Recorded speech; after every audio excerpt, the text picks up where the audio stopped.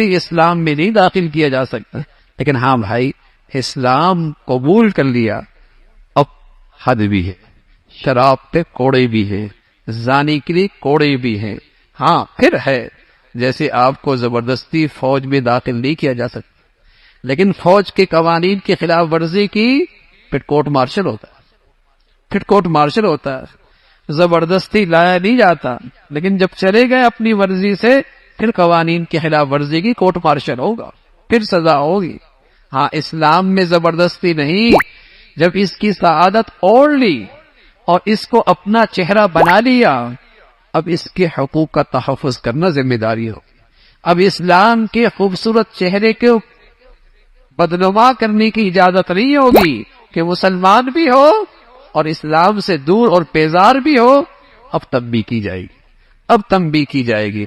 اور پھر تذکرہ فرمایا ابراہیم علیہ السلام کا، وقت کا بڑا بادشاہ، ظالم بادشاہ نمرود، جو بڑا سرکش تھا، جسے اپنی طاقت پہ بڑا گھمنڈ تھا، آپ سے بحث کرنے لگا اللہ کیسے ہے، آپ نے سادہ انداز میں اسے سمجھایا اللہ وہ ہے، اللہ تعالیٰ وہ ہے جو زندگی اور موت کا اختیار رکھتے ہیں۔ کہنے لگا میں بھی تو جس پہ موت کی سزا ہو اسے رہا کر دوں گا، اور جو آزاد ہے اسے سولی پہ لٹکا دوں گا۔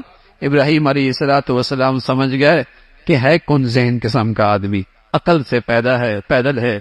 دوسرا اس کو جواب دیا، فرمایا میرا اللہ وہ ہے جو مشرق سے سورج نکالتا ہے، مغرب میں غروب کرتا ہے۔ اب فَوَحِدَ الَّذِي کا اب اس سے کوئی جواب نہیں بنا۔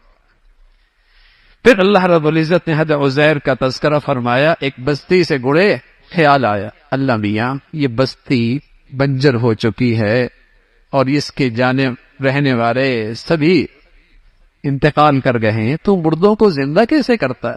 خیال آیا وہ منظر دیکھنا چاہتا ہوں۔ اللہ نے حضرت عزیر پر موت طاری کر 100 سال کے بعد اٹھایا، قرآن میں 100 سال کے بعد اٹھایا۔ اللہ کی شان، جس سواری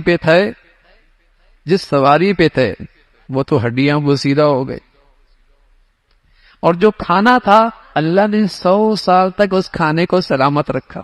جو چیز جلدی خراب ہوتی ہے اللہ نے اپنی قدرت سے اسے محفوظ رکھا، جو دیر تک باقی رہتی ہے اللہ نے اس کا نام و نشان ہی ختم کر دیا، 100 سال کے بعد زندہ کیا۔ اللہ بڑی طاقت والا۔ اور میرے عزیزو یہ قرآن میں کہانیاں نہیں ہیں، یہ قرآن اللہ کا تعارف کراتا ہے۔ تم بڑی بڑی طاقتوں سے متاثر ہوتے ہو اور بڑی بڑی طاقتور قوتوں سے مرعوب اور خوف زدہ رہتے ہو، اللہ سب سے بڑی قدرت والا،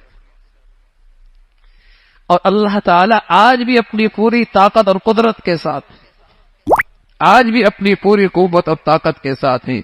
ابراہیم علیہ السلام فرمانے کے اللہ میں دیکھنا چاہتا ہوں کیسے ہوتا ہے۔ فرمایا پرندے لے لو اور ان کو ذبح کر دو، اور پہلے ان پرندوں کو اپنے سے مانوس کرو، اور مانوس کرنے کے بعد پھر انہیں ذبح کر دو، پھر ان کا گوشت آپس میں ملا دو، اور ملان کے بعد ایک پہاڑی پہ رکھ دو، اور پھر ان پرندوں کو بلاؤ۔ ابراہیم علیہ السلام نے ایسا ہی کیا۔ پھر کیا دیکھتے ہیں کہ وہ پرندہ، اس کے گوشت کی ہڈیاں پیدا آپس میں ملتی ہیں، گوشت ان پہ چڑھتا ہے، ان کے پر واپس آتے ہیں، ان کی روح واپس آتی ہے، اور وہ سارے پرندے ابراہیم علیہ السلام کے پاس اڑ کے آ جاتے۔ اللہ بڑی قوت والا اور بڑی طاقت والی ذات ہے۔ پھر اللہ نے اپنے راستے میں خرچ کرنے کی